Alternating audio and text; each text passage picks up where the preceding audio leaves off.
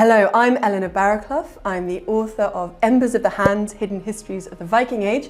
I am a Viking historian, as that suggests, and I'm here to answer, for History Hit, Google's most popular questions on Viking history. And that is also why I am here with props. It's not a children's nursery, I promise. We have Jormungandr, the world serpent here. We have Thor's hammer over here, and here, this is Sleipnir, the amazing mythological horse with, as you will see, 8 legs. So let's get going. Right, what is a Viking? Okay, so a Viking, literally, if you take that word Viking, there's an Old Norse version of the word, which is the language the Vikings spoke, Vikingur, which means sort of raider or pirate. And then there's a sort of related word also in Old Norse. You go on a Viking, you go on a raid. There's an Old English version, so that's the language spoken by the Anglo-Saxons over in England at the same time, and that's Viking, and that means pirate. So literally, a Viking is a pirate or a raider. Oh, when were the Vikings? All right, so kind of roughly late 8th century up to at least the late 11th century. So it starts with the raids that we know about. There's a raid on the monastery of Lindisfarne off the northeast coast of England in 793 AD. But obviously raids don't come out of nowhere. So we have to take that back in time. There's activity going east that goes sort of back to at least 750. There's early sort of international trading sites in Denmark going back to 700. So 8th century.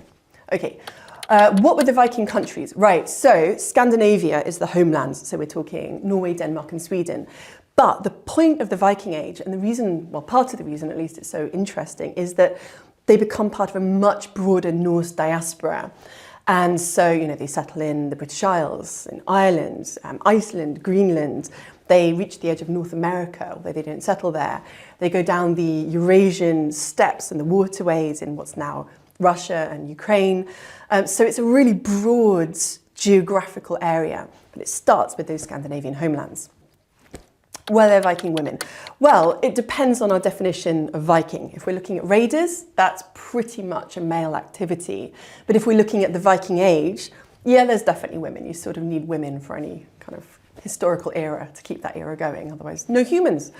And of course the women are doing really important things like making the textiles that you need for, you know, clothes and sort of ship sails, all the things that you think about as very much characterising that Viking Age world. You've got to be able to travel, you've got to be dressed, you've got to be warm, and you've got to eat. So yeah, Viking Age, lots of women.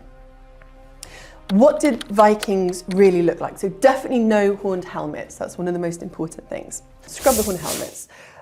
The clothes tend to be quite colourful. So we think of Vikings as being sort of a little bit black metal maybe, and all in their sort of, you know, moody black t-shirts or whatever it is. But actually, you know, you've got to think of sort of ochres and sort of reds, yellows, blues, greens. It would have been quite a colourful world in terms of what they were wearing. Also hair. Big deal. And their hairstyles would be something that would really mark them out as part of that Norse cultural sphere. So there's a brilliant text from sort of around 1000 from England, and it's an abbot called Alfric, and he's writing, essentially complaining about Norse hairstyles and saying, you know, everyone's copying them and they're all fashion victims and they shouldn't be copying them. And that is very much sort of short and shaved at the back, long and shaggy at the front, and by their hair will you know the Vikings. Why did Vikings file their teeth? Okay, so not all Vikings filed their teeth, but there is this phenomenon where you see sort of horizontal, usually lines, sometimes little half moons, always male in the Viking Age. And I mean, it's not a huge number, maybe sort of, I don't know, over 100, maybe 130 odd bodies have been found where they do have these filed teeth. No one knows why they filed them. It's not like it's one particular sort of social group, one particular sort of time period.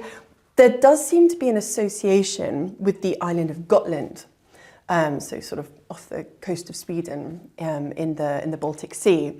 It's not like everyone who had filed teeth came from Gotland, but you see most of the burials of people with filed teeth there. So there's definitely an association.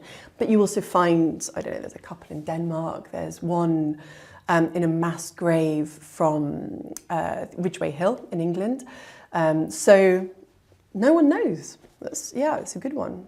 What did Vikings eat? Right, so part of it depends on where in the Viking world you're talking about. So for example, if you're in North Greenland, for example, there's a lot more seals being eaten, particularly later on when it gets colder, and there's reindeer being eaten. But obviously if you're in, say, Iceland, no reindeer.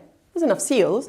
On the Faroes, they seem to be particularly keen on pigs. So you have tons of place names linked to pigs, which suggests that they were keeping them. But yeah, it depends on location. Fish, weirdly enough, so for example, in North Greenland, there's not that much evidence that they were eating fish, but in other sites, absolutely they are eating a lot of fish, particularly if they're obviously living near the coast. So you've got to think, yeah, there's a mixture of they'll be hunting wild game, and again, that depends on where they are. Again, North Greenland, they try to grow sort of cereals early on, but it's really too cold. So most North Greenlanders really wouldn't have seen bread most of the time, or porridge. So you've got to think about the area, you've got to think about the time period. But yeah, and in terms of what they would have drunk, probably sort of, beer and occasionally wine, but beer and mead and milk, that sort of stuff. Cows were a big deal. They really liked their cows. So what were Viking houses like? They varied. So you've got prosperous chieftains, you've got these bigger farmhouses, that sort of stereotypical Viking idea with the sort of fire in the middle, benches on the side, rooms off to one end and another to keep the animals, or where you can go to sleep, or where you can store food. But then sort of if you're up in the Arctic, it's much more almost like hobbit holes if you go to North Greenland, because they have to have really thick walls. These are really cold winters. So yeah, and over time, again, it changes. So you start to see sort of more smaller buildings for specific functions, kind of, being siphoned off from the main hall. But again, yeah, you sort of, I don't know, southern Denmark, you've got something that's more like a little village system almost. If you're up in Iceland, it's more isolated farmsteads connected. Part of that's to do with just how fertile the land is, how much land you need. So it's really variable. Okay, did the Vikings only bathe on Saturdays? Well, okay, so this is a really cool one.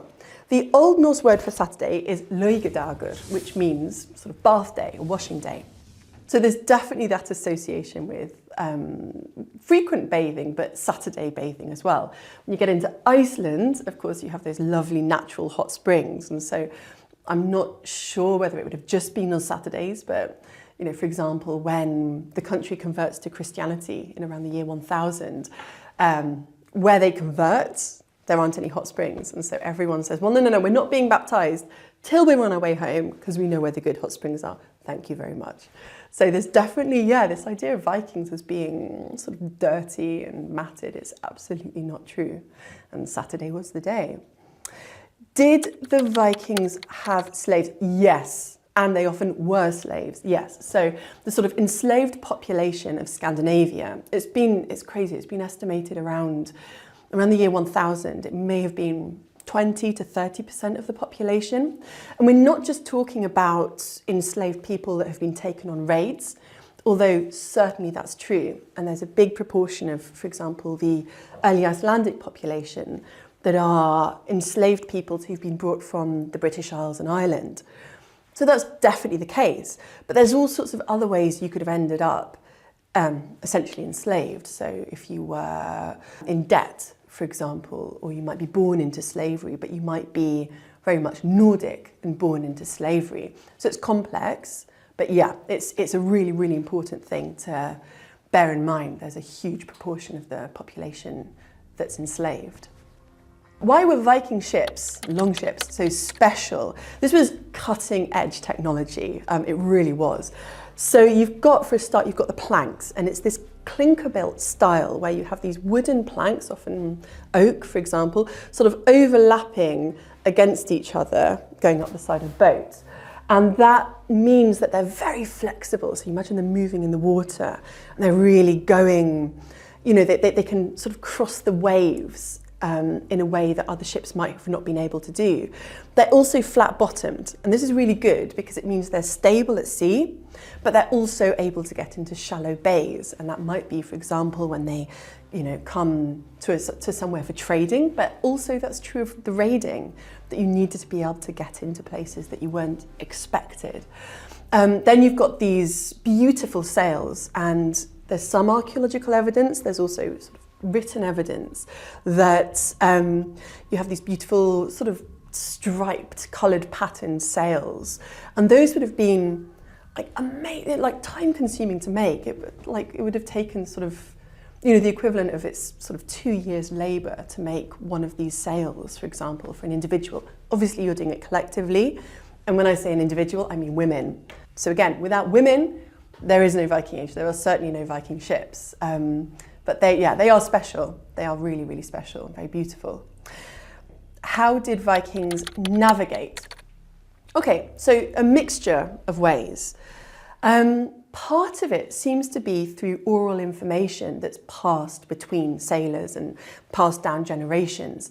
So you will get, for example, in the Old Norse sagas, you'll have quite protracted descriptions of where an expedition goes and what the land looks like and what direction they go in as they head down the coast and what's there. So there's a lot of oral information being passed. They also would have been very aware of their environment. So, by the night, if it's clear particularly, well, you can see the stars. So Polaris, for example, they called the Leiðarstjarna, which means the leading star.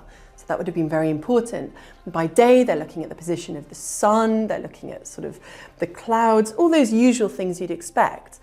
But then they're also looking for signs of land, and that might be migrating birds, it might be whales, it might be clouds appearing on the horizon, it might be smells in the air. So there's all these different ways. Some people suggest that there was something called a sunstone that they would have used to essentially kind of channel the sun's rays in and work out what direction they're going in, almost like an early compass. It's mentioned in a couple of sagas, but those are written kind of 13th century, something like that, or at least they're written down then, and we don't have any archaeological evidence to support that. So it's possible they did, but we just don't know. Right, were all Vikings raiders? Okay, so if you take the definition of Viking, Vikinger, raider, yeah, Viking means raider, so they are. But, of course, not everyone in the Viking Age is a Viking in that sense. They're not all raiding. And even if you are a raider, you're not going to be doing that all the time. So that's really important to say. Most of the time, you're probably going to be farming and doing other sort of slightly less dramatic things with your time. Occasionally, you get people in the Viking Age who are actually called Viking. That's their given name. So you might be called Viking and you've never actually done it. So yes, if you want to stick to the strictest definition, and no if you're talking about the Viking Age as a historical era. What was a Viking? Oh, a Viking berserker. Okay, I love the berserkers. If you've ever seen the Lewis chess pieces, and they're sort of from around 1200, so they're quite late in the period we're talking about. My favourite, there's a few of these, they're these little characters who are holding these big shields and they're biting them. You can see their little front teeth coming over the top, and they've got these like wide eyes, and this is a berserker. And so berserkers work themselves up into this battle fury by biting down on their shields. There's a brilliant story in one of the sagas where there's a berserker who's trying to pick a fight and he's biting down on his shield. And so the person he's about to attack just looks at him rather coolly. I like to think it's sort of Indiana Jones style, kind of raised eyebrow, and just then kicks his shield. And of course it just goes up into his mouth. And so, but the thing is, Viking berserkers are part legendary. It's very much something back in the depths of time, and this idea that maybe it's linked to them wearing sort of bear shirts, or but it's this idea of this sort of this kind of unhuman or battle fury. By the time we get to sort of like later centuries in the Viking Age, they've been banned, and they're generally seen as like a little bit sad. It's like, oh, you're still into that. But yeah, go see the ones, the loose chess pieces. They're so cute. They've got like shades of Nog in the Nog, if anyone's a fan. And Nog in the Nog actually was that style was based on the Lewis chess pieces, which I think is an excellent thing, so they're slightly cartoonish. What weapons did the Vikings use? All right, so kind of swords, axes, spears, bows and arrows, that sort of stuff, knives. The saga stories are great on this because sagas are sort of, they're based on oral traditions, and they're sort of written down in Iceland from the 13th century onwards, but they tell of those earlier centuries and sort of the core of the Viking Age. And when they talk about weapons, you know, they're these beautiful sort of works of art. They're often sort of given names, or they have sort of magical qualities. But sometimes if you want to prove how really cool you are as a warrior, that time comes when you've been stabbed by one of these weapons, at which point the coolest thing you can do when you're about to die is look down and say something like, oh, I see they're making the blades in the French way these days. You know, it's like the ultimate burn before you sort of go off to Valhalla, meet Odin. Just say something nice about the weapons. Are the Viking sagas real? Okay, that is a really good one. Sagas are a mixture of real and not real. So they're on that sort of hazy borderline between, yeah, these are real characters or real people who existed, who are people's ancestors, but then or kings, you know, Norwegian kings, particularly Danish kings. But then on the other hand, you've got dragons and you've got zombies who come back to life and sort of things that we would not think of as real in that sort of pure historical sense. Basically, saga comes from this Old Norse word segja, which means to say or to tell. And the Viking sagas have these long oral origins, and they're sort of passed down the generations, and then sort of they end up being written down. But so what that means is it's really hard for us. We don't sort of have a kind of that sort of oral culture in the same way. It's us to sort of say, it's hard for us to say, oh yeah, actually, there are elements in here that are historically real. Even though, for example, the Vinland sagas, these two sagas, the saga of Eric the Red and the saga of the Greenlanders, they describe the voyages from Greenland under Leif the Lucky and sort of Eric the Red's children to the edge of the North American continent, this area they call Vinland. And actually it's the sagas that were the basis for archaeologists finding evidence of these voyages on Newfoundland in the 60s. So there's definitely truth there, but there's also dragons and zombies. Okay, what religion were the Vikings? There isn't a word for religion in the same way that we think of it today. There's this word siður, which means sort of custom, ritual, you know, behavior, but we have to think of religion as being something that sort of encompasses the whole of your existence and sort of your behaviors, your beliefs, your way of interacting with the world. Now, we think of sort of the pre-Christian Viking religion as sort of Old Norse, and it's the sort of cosmology and the sort of the mythology that we know from, it's like gods like Odin and Freya and Thor and tricksters like Loki and things like the world serpent here, Sleipnir with the 8 legs, Thor's hammer over there. So things that we're actually very familiar with. But then there are other things that we might not be so familiar with in terms of, religious beliefs, religious practices. There's belief in land spirits, guardian spirits, local spirits that you might leave offerings to, that you hope that will protect you and your family. Different gods that you might worship depending on the reason you need to sort of pray to them. So Thor at sea, for example, Freya if you're pregnant. So it's a whole worldview. It's a whole cosmology and a way of being. But sort of late 10th century, around the year 1000, we see a sort of official process of conversion to Christianity in sort of the Norse world. And so that's really important too. It's not like suddenly the Norse or the Viking Age comes to an end when Christianity arrives. And in fact, there's a lot of Christians, for example, living in early Iceland, so in the sort of the late 9th century, mostly because they've been taken from the British Isles. They've come from that context where there's also already a lot of Christianity. And then you get some people who sort of are said to believe in, I don't know, Thor at sea, but the White Christ on land. So again, it depends who you're hedging your bets with at a particular time. When did the Vikings invade England? Okay, so the first major raid on Lindisfarne, 793 AD. It's a good thing to anchor ourselves with. It doesn't mean there wasn't violence. So a couple of years before then, Isle of Portland in the south, 3 shiploads of Scandinavians turn up and they kill someone there. So it's not cut and dried, but we start with these hit and run raids all around the coast of sort of Britain and Ireland. And it's not until several decades later that we start to see what we might think of as an invasion, where these bands of sort of fairly mobile military units arrive. And this is sort of in the Anglo-Saxon Chronicle, it's 865, the Mitchell Harnahera, the great heathen army, and they arrive from the east across the North Sea, and Anglo-Saxon kingdoms start to topple. So East Anglia goes they're heading up the country, down the country. Eventually, the only kingdom that's left is sort of Alfred the Great's kingdom in Wessex in the west, and they sort of battle to a stalemate, and eventually sort of late 870s, they signed a peace treaty.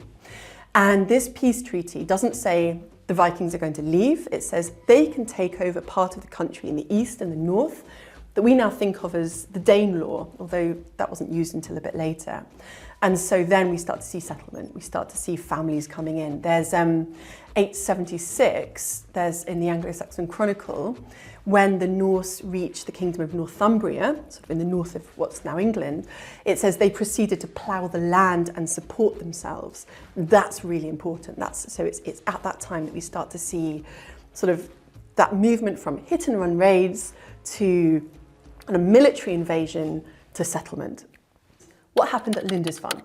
So Lindisfarne is this fabulously wealthy monastery off the northeast coast of England. It's on this sort of tidal causeway island. It's also known as Holy Island. And this monastery was really important. We have things like the Lindisfarne Gospels, which are made in around 700, fabulously illustrated, sort of full of gold and interlacing. So Lindisfarne is essentially, as far as the Vikings are concerned, a sitting duck because it's unprotected and it has lots of loot. So in 793, in June, suddenly we have this first big hit and run raid, and monks are killed or they are taken as prisoners and enslaved or ransomed. And there's a lot of sort of portable wealth that's also taken. The Vikings are very keen on anything that's shiny. So the Anglo-Saxon Chronicle describes the raid, and I can give you a little taste of what it sounds like in Old English, and then I'll tell you what it says. So, Her waren rede for bekkene kommende over Northumberland, and that folk emlich bregdon. That waren ormeta thordinas likresha, som förene draken waren jesewena on them liefde fleugene. So there were terrible portents over the land of the Northumbrians, and the people were terrified most pitifully, and there were sheets of lightning and fiery dragons were seen flying in the sky. And then it goes on, it says a little after that, the heathens attacked God's church on Lindisfarne. So this is a big deal, and it's a big deal in how it's presented retrospectively, because you have all these portents in the sky. Obviously, retrospectively, they know there's more coming. How long were the Vikings in Britain? Well, okay, so definitely sort of kind of 9th century and 10th century. That's the sort of big period of settlements, and where they're controlling politically and legally a lot of the country. But it's not like they leave. They don't really leave. The Vikings are sort of masters of cultural assimilation. And so, for example, in areas that we see a lot of Norse settlement, in that area that we might think of today as the Danelaw, you have sort of a lot of Old Norse derived place names. And that's because we see settlement and we see people staying. Yeah, but then there's other peoples that come in. Culturally, it's not sort of black and white. There's not one thing and another. We have periods of transformation. We have, within a generation or so, this is their land as far as they're concerned, and you know they're surrounded by neighbours, some of whom will be Anglo-Saxons and some of them will be of Scandinavian heritage. So it's not sort of, okay, Viking Age is over, let's go home now. It's not like that at all. You know, there's plenty of Scandinavian DNA from that time still in many parts of the British Isles. Okay. Oh, what Viking words are used in English? So I love this because, yeah, basically, if you can understand me, we're all speaking a little bit of Viking.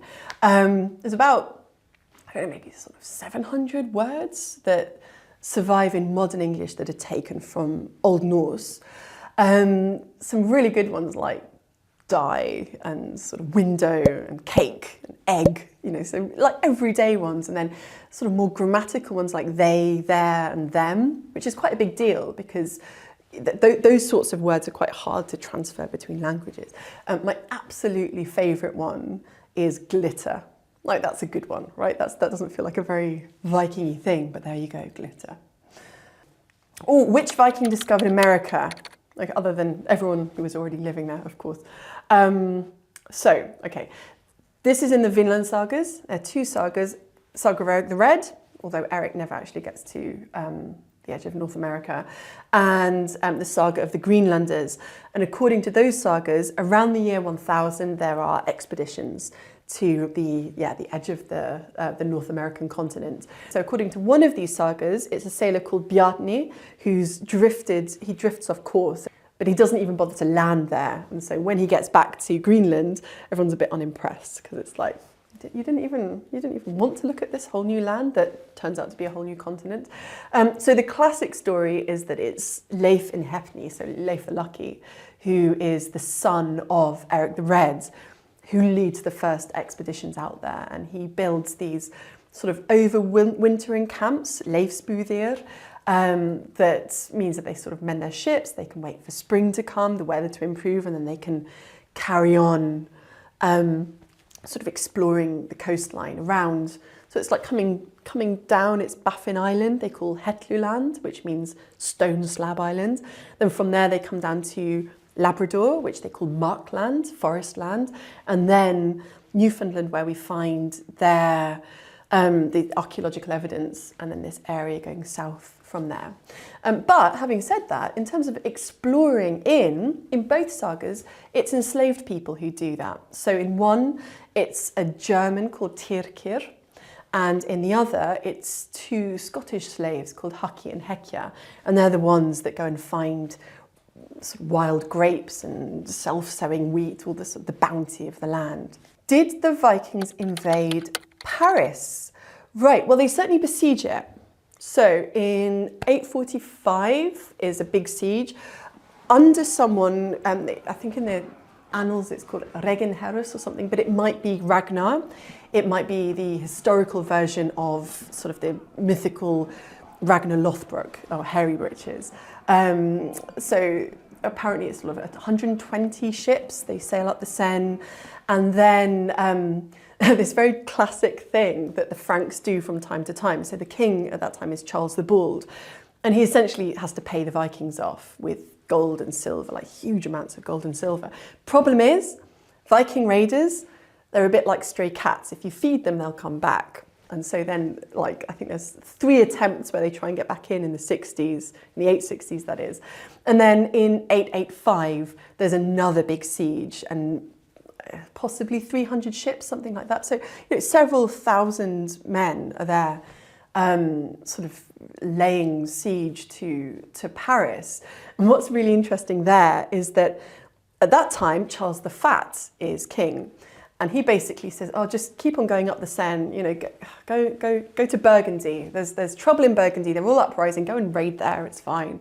But meanwhile, it's Count Odo, who's the Count of Paris, who defends the city against the Viking invaders. So again, they don't get in, but yeah, they're just, if you pay them, they will leave. It's unfortunately, that's sort of how it works. And the more you pay them, the more they'll come back for more money. Oh, how accurate is Vikings, the TV series? Oh, great. Okay, I love Vikings, the TV series. So, it depends. In terms of the historical events, Yeah, they sort of smush a load of things from several centuries very much together. And they also bring in a load of sort of legendary material. Yeah, absolutely. But in terms of sort of the depiction of Norse culture and clothing and weapons and sort of lifestyle, there's a huge amount of accuracy there. They have really done their research and they've got a lot of experts on the team. They also have the most incredible music. In fact, one of the musicians, Einar Salvik, who's the lead of this amazing musical outfit called Vardruna, he appears sometimes. He comes on as a character when they need a skald, when they need someone to sing. And he very much creates music that is drawing on what we know archaeologically in terms of the instruments that the Norse would have had at their disposal, and sometimes the songs that he sings are very much based on the songs we know from the Old Norse texts. So it is, yeah, in a kind of purely sort of date sense, but there is so much more to it than that, and there's so much more in terms of that general representation. I love it, it's great. Vikings is so good. Okay, were all Vikings cremated on ships? Okay, so Hollywood has an awful lot to answer for here. No, essentially, but there are a few reasons why this sort of idea that this is how all the Norse, sort of are sent off to the afterlife comes about. So there's a really interesting Arabic writer called Ibn Fadlan, and he comes from Baghdad. And in, I think it's 921, he's traveling up the River Volga with a sort of diplomatic corps, and they're heading up to convert the king of the Volga Bulgars to Islam. And on their way, they meet a group that Ibn Fadlan calls the Rus. And the Rus are traders. They're very rough and ready. There's a lot of very questionable behavior that goes on. They enslave people. And the Rus, at least originally, are of Scandinavian heritage. So they're these people, they basically go east from particularly what's now Sweden. They come down the waterways and they create this polity that becomes known as Kievan Rus, because it's initially based in Novgorod, but then it sort of moves south and the power base moves to Kiev. Right, so they're not sort of, we can't say these are all definitely Scandinavians here, but they are certainly connected to that culture and that heritage. And what Ibn Fadlan describes is the funeral of one of their leaders. And this is very much where we get that idea of the burning ship. But it's a tricky one because there may be other examples of that. But for the most part, there's a reason that we have textual records of this, is because, if it's done at sea, well, you're not going to have any archaeology left, to show this is what happened. But generally speaking, no. Viking ship burials, yes, under certain circumstances. Flaming boat burials, not so much of a thing. Oh, who are the most famous Vikings? Right, I have beef with this one. Or not the question, but sort of the answer I have to give, because essentially they're all men. They're usually sort of high status rulers. They are very much top of the pile in all senses, So Vikings are really good at nicknames, really good. And some women have brilliant nicknames as well. But, those are the ones that are the most memorable, they're the most famous. It's people like, I don't know, Ivar the Boneless, or Ragnar Hairy Breeches, or Eric Bloodaxe, or Sven Forkbeard. I mean, they're good names, right? I can see why they stick. But this is part of my issue with this, is that essentially that just knocks everyone else out of the historical picture. And I'm not saying they're not cool and they're not interesting, they absolutely are. But it's going under the fame and under the legends of this world that I think is far more interesting. What happened to the Vikings? Well, they sort of became something else. It's not like, it's really tricky. You don't get to the end of the Viking Age, you're like, right, that's the date, it's all over, everyone go home.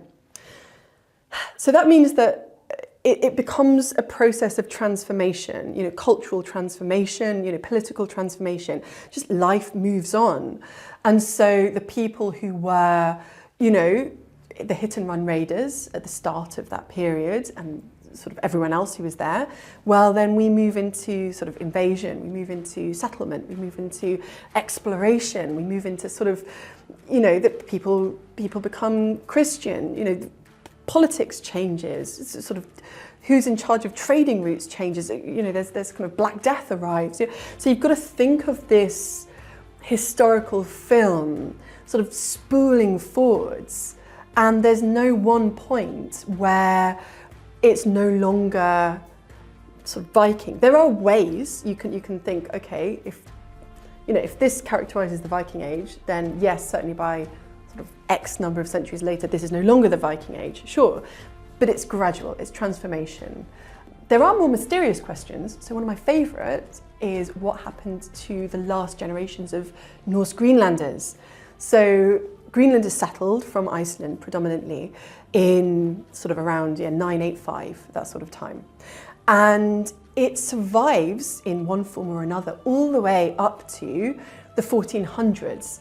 We have in 1407, there's an account of a witch burning. It's a male witch, he's called Kolgrimr, and he's burnt for seducing a woman through witchcraft. And then the following year, 1408, we have a wedding in Greenland in a church that's still standing. I've visited it, it's called Kvalsey. It's got these incredibly thick walls because obviously it gets very cold in Greenland. So you have this sense of a world that is just on the edge of the Viking world and is just sort of almost drifting away from the rest of the world because we don't know what happened to the last people who were there. And there is a point where the last person is buried, but someone buried them, and then what happens to them? So that's the sort of, I don't know the answer to it, what happened to them, but those are the cool questions. North Greenland it's just a fascinating historical period. It's like incredible. Okay, lovely. That's it. Phew. Okay, so I hope you have enjoyed me answering all these questions on Viking Age history. If you like this, there are many other very exciting and wonderful things that you can watch on History Hits YouTube channel. So make sure you're subscribed and see you next time.